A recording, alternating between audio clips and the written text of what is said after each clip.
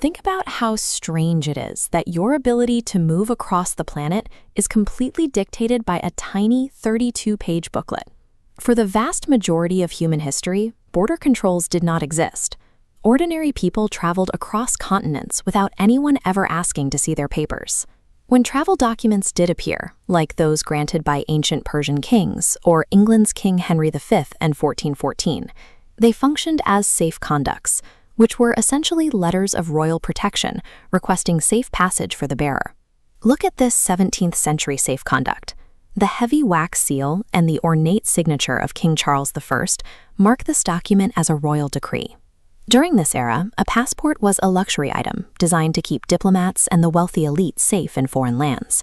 The average commoner either stayed in their village or walked across unguarded frontiers without a single piece of government paperwork. The original passport operated strictly as a rare privilege reserved for the ruling class.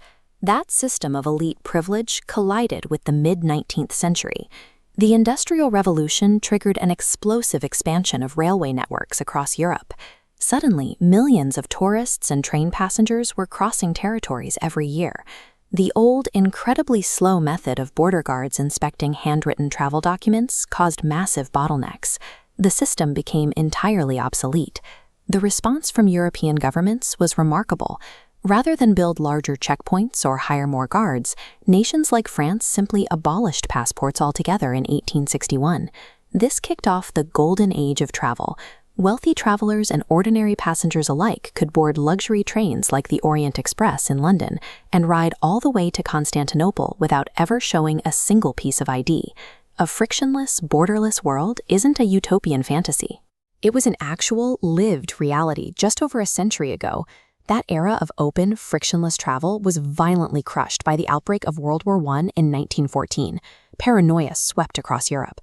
Governments immediately locked down their borders, desperate to catch enemy spies and stop their own soldiers from deserting. This created a logistical nightmare. Authorities had to set up checkpoints to prove nationality, but they had absolutely no standardized way to verify the physical identity of a stranger. Their initial solution was invasive. Border agents began writing down physical traits, recording the exact shape of a traveler's nose, their skin tone, or noting conspicuous scars and moles.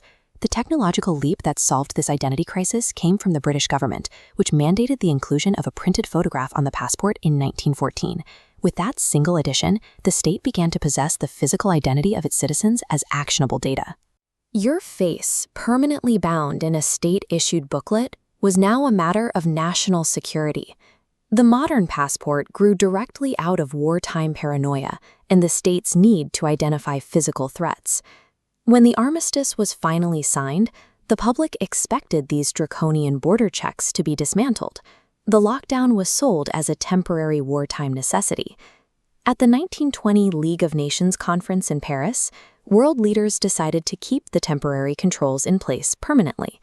They formalized a strict bureaucratic system, agreeing to a standardized 32-page booklet and enforcing passport requirements for everyone looking to cross a national boundary. This closed world created an immediate, devastating side effect. The redrawn maps of post-war Europe left hundreds of thousands of people as stateless refugees.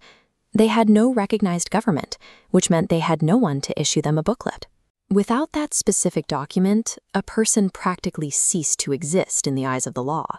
They were trapped, unable to travel, work, or seek safe harbor. To patch this crisis, the League introduced the Nansen passport in 1922 for stateless individuals. But there was a limitation. As stamped on the cover, this was only a certificate of identity. It gave a legal name, but states could still turn them away.